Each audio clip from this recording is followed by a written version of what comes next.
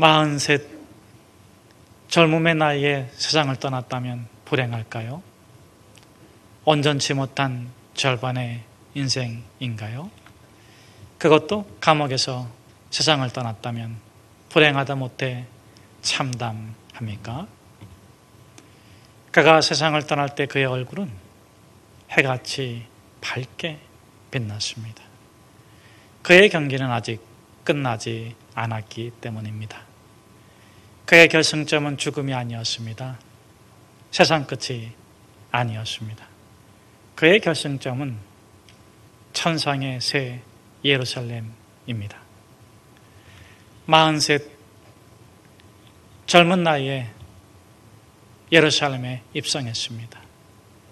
60에 입성한 사람보다 70보다 100세보다 더 젊은 나이에 입성하는 기록을 세웠습니다. 우리를 결승점까지, 마지막 결승점까지 달리게 하는 힘은 어디서 나오는 것일까요? 그는 이렇게 말합니다. 나는 달릴 때에 주님의 영광을 바라봅니다. 1924년 제8회 파리올림픽 400m 금메달리스트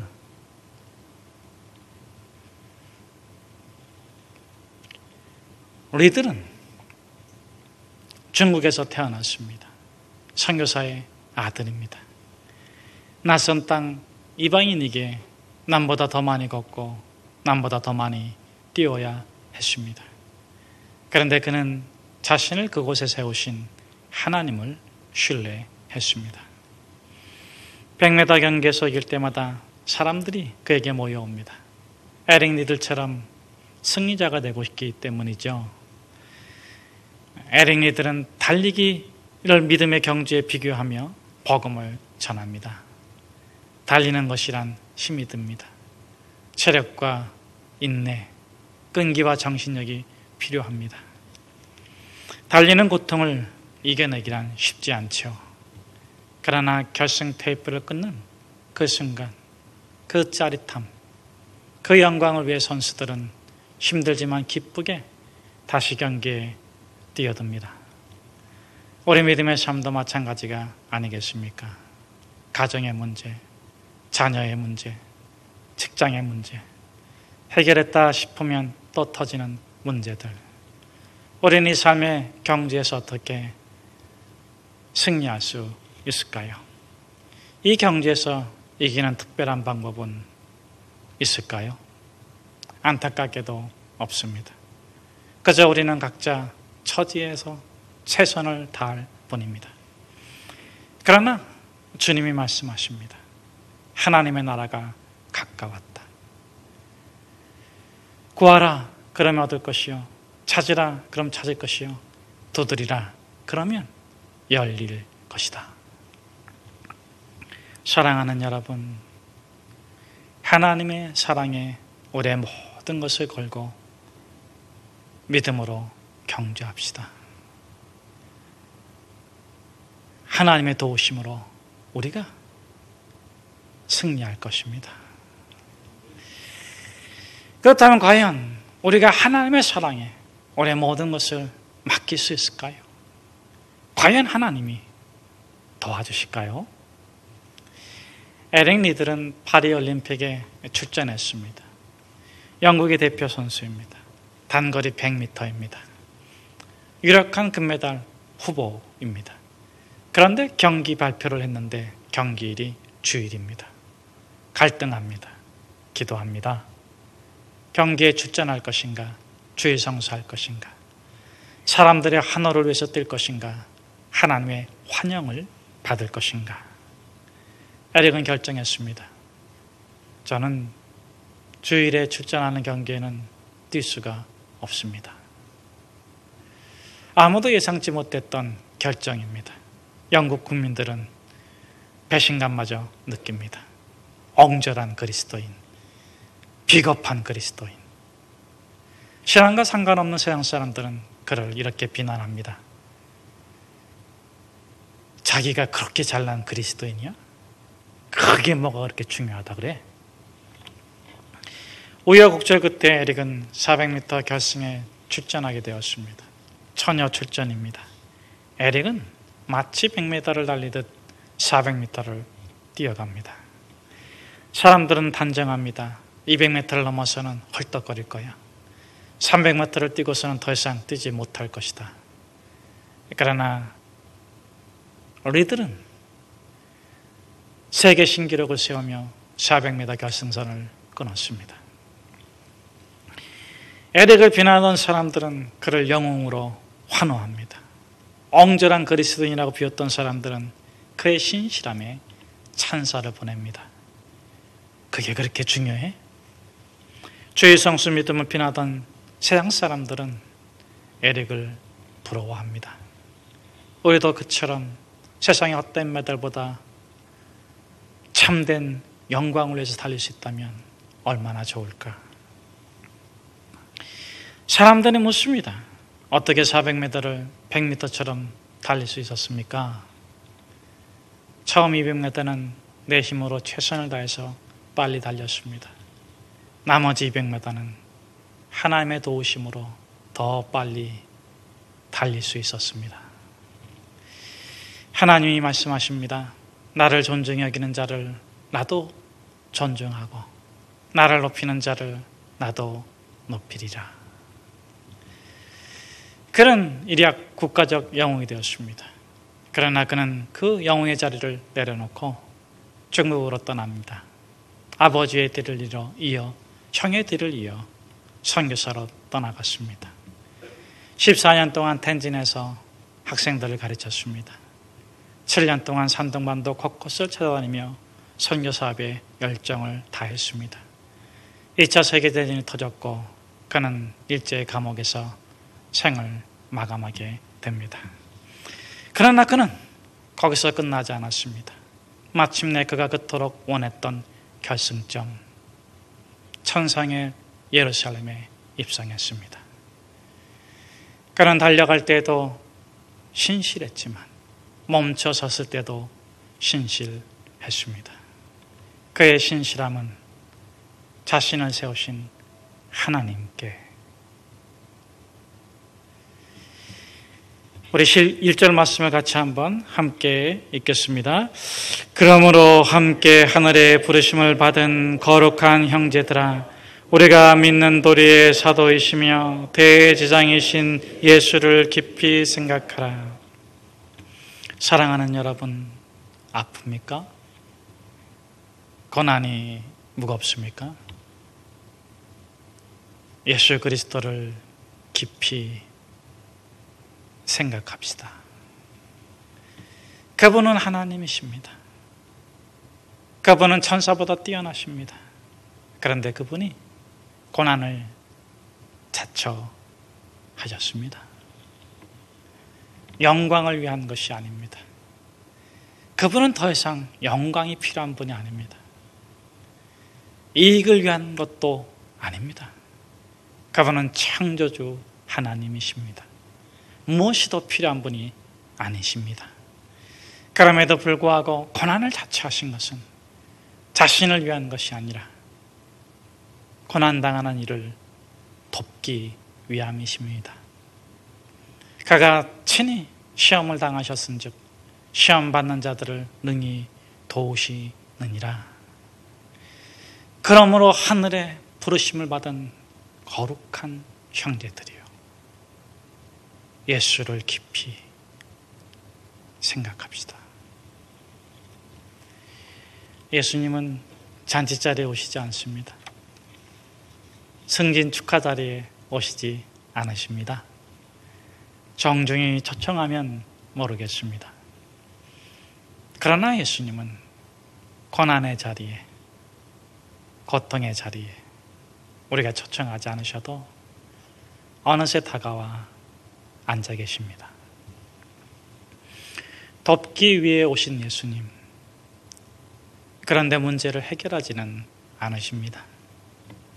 고통, 고난 해결하지 않으십니다. 아픔, 괴로움 해결해 주지 않으십니다. 믿음을 찾습니다. 고난을 이길 믿음, 아픔을 감당해낼 믿음,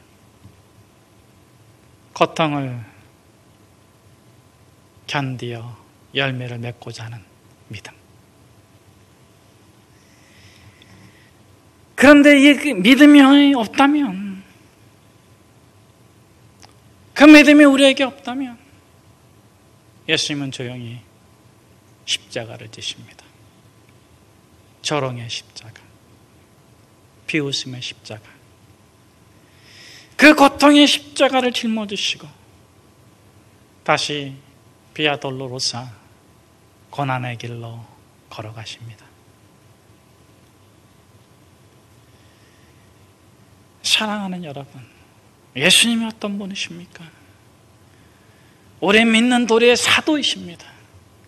온 인류의 죄를 대속하신 대제사장이십니다. 그런데 왜 예수님께서 우리에게 다가와 조용히 십자가를 짊어지시고 비아 돌로로사 그 고난의 길로 다시 걸어가시는 것입니까? 우리가 예수 그리스도를 믿는다고 하면서 여전히 죄의 짐을, 죄책감에 짓눌려 살고 있기 때문입니다. 성명희 시인은 뇌성마비 장애인이죠. 그는 이렇게 말합니다. 나 가진 재물 없어도, 나 남에게 있는 지식 없어도, 나 남에게 없는 것 있으니 불행하다? 불행하다? 행복하다. 거룩한 자는 불행하지 않습니다. 거룩한 자는 행복합니다. 예수 그리스도를 만났더니, 거룩함을 입었더니 장애가 더 이상 장애물이 될 수 없고 고난이 더 이상 고뇌가 될 수 없습니다. 그것은 노래할 이유가 되었고 그것은 영광의 도구가 되는 것입니다. 공평하신 하나님이, 공평하신 하나님이, 공평하신 하나님이 나 남이 없는 것 같게 하셨네. 뇌성마비 장애를 영광으로 바꾼 것이 무엇입니까? 그 고통의 아픔을 노래로 바꿔낸 것이 무엇입니까? 기적이던가요? 재물이던가요? 아닙니다. 신실함. 하나님이 나를 여기에 세우셨습니다. 장애의 자리, 고난의 자리, 아픔의 자리, 우리를 세우신 하나님께 신실함이 고난을 축복으로 바꿔냈습니다. 장애를 장애물이 아니라 장차올 선물로 받아낸 것입니다. 예수를 믿기 이전에는 고난은 죄의 결과물이었습니다. 예수 믿은 이후에 고난은 더 이상 죄의 결과물이 아닙니다. 축복의 씨앗입니다. 이 축복의 씨앗이 축복의 열매를 맺기 위해서는 두 가지가 필요합니다. 첫째, 죄책감을 떨쳐내야 합니다. 예수님께서 우리의 죄를 해결해 주셨습니다. 그런데 여전히 죄의 짐을 지고 죄책감을 자신이 해결하려고, 그 죄의 짐을 자신이 해결하려고 하는 의인이 있습니다. 의인으로 살 것 같지만 죄의 종살이를 하게 됩니다. 인간의 의, 자기의 의를 내세우면 반드시 사단의 앞잡이가 되기 때문입니다. 용서받은 의인으로, 거룩한 의인으로 사는 가장 위대한 길은 과거를 돌아보는 것이 아닙니다. 선을 행하는 것입니다. 상황을 보는 것이 아닙니다. 선을 행하는 것입니다. 사람을 생각하는 것이 아닙니다. 예수 그리스도, 그분을 깊이 생각하는 것입니다. 그분의 낮아지심, 그분의 높아지심, 그 손에 못자고 그분의 멈추지 아니하시는 사랑, 둘째, 축복의 씨앗이 축복의 열매가 되기 위해 필요한 것은 기적이 아닙니다. 이적이 아닙니다. 신실함이 필요합니다. 우화적 질문을 드리겠습니다. 한 나라가 한 사람을 만족시킬 수 있을까요? 한 나라가 총력을 기울여 한 사람을 행복하게 할 수 있을까요? 결코 그렇지 못해요. 역사가 증명하고 있어요. 왕정국가. 한 나라가 왕을 떠받들지만, 한 나라가 왕을 공경하지만 그 왕이 행복합니까? 그 나라가 부흥합니까? 그 나라 몰락해요. 그러나 그 왕, 그 한 사람이 마음을 바꿔 먹으면 어떻습니까? 백성을 사랑하고 백성을 섬기고 백성과 함께 신호애락을 같이 하고자 한다면 온 백성이 행복합니다.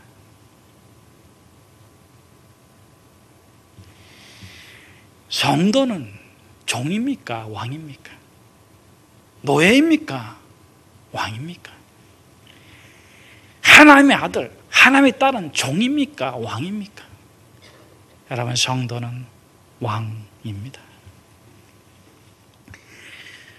예수 그리스도로 말미암아 우리가 왕이 되었다고 복음에 선언한 것입니다. 우리는 더 이상 사단마귀의 종이 아닙니다. 죄의 종이 아닙니다. 우리는 더 이상 죽음에 묶여있는 사람이 아닙니다. 고난에 괴로워하고 고통을 당하며 고로하는 그런 하급한 인간이 아닙니다. 더 이상 죄책감에 시달리는 거짓 의인이 아닙니다. 우리는 죄에서 노임을 받았습니다. 사단마귀는 끝이 났습니다. 하늘의 권세와 땅의 권세를 하나님이 예수 그리스도를 믿는 우리에게 맡겨주셨습니다. 그런데 이 왕이, 이 성도가 신실하지 못하면 어떻게 될까요? 왕권에 굳게 서 있지 못한다면 어떻게 되겠습니까? 왕이 되었는데 왕으로 통치할 생각을 하지 아니하고 오히려 종살이를 바라면 어떻게 되겠습니까? 베드로와 요한이 안진뱅이를 고쳤습니다. 그가 걷고 뛰며 일어나 살게 되었습니다. 안진뱅이의 삶을 살지 말고 건강한 삶을 살라고 축복해 주신 겁니다. 그런데 이 안진뱅이가 많이 이렇게 요구한다면 어떻게 하겠습니까? 먹을 것 주세요. 입을 것 주세요. 내가 안진뱅이일 때는 내가 혼자 해결했지만 나를 이렇게 세워놨으니까 이렇게 세워놓은 당신들이 책임져 주세요. 집 주세요. 차 주세요. 여러분, 만약 그렇다면 어떻게 되겠습니까? 쥐가 고양이를 무서워해서 고양이를 만들어줬더니 개를 무서워합니다. 그래서 개를 만들어줬더니 호랑이를 무서워해요. 호랑이를 만들어줬더니 벌벌 떨면서 사람을 만들어 달라고 합니다. 그 쥐 어떻게 해야 됩니까? 여러분, 무엇이 문제입니까? 능력의 문제입니까? 기적의 문제입니까? 신실함의 문제입니다. 예수님이 눈먼 자를 고쳐주었습니다. 병든 자를 고쳐주었습니다. 가난한 자를 부욕케 하십니다. 그곳이 우리가 진정 바라는 영원한 본향인 것입니다.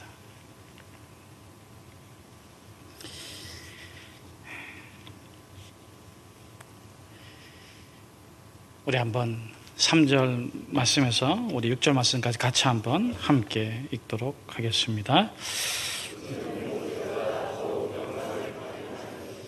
마치 집 지은 자가 그 집보다 더욱 존귀함 같으리니 집마다 지은 이가 있으니 만물을 지으신 이는 하나님이시니라. 또한 모세는 장래에 말한 것을 증언하기 위하여 하나님의 온 집에서 종으로서 신실하였고 그리스도는 하나님의 집을 맡은 아들로서 그와 같이 하셨으니 우리가 소망의 확신과 저랑을 끝까지 굳게 잡고 있으면 우리는 그의 집이라. 히브리서 기자는 진리를 선포한 이후에 교훈을 주십니다. 당신을 세우신 하나님께 신실하십시오. 신실해야 되는 세 가지 교훈을 본문에서 주고 있는데, 첫째는 모세와 예수 그리스도께서 하나님께서 자신을 세워주심에 신실하게 응답했을 때 삶의 고난과 환경의 고난을 이겨냈다는 것입니다. 여러분, 하나님이 모세를 어떻게 세워주셨습니까? 왕자일 때 세워주셨나요?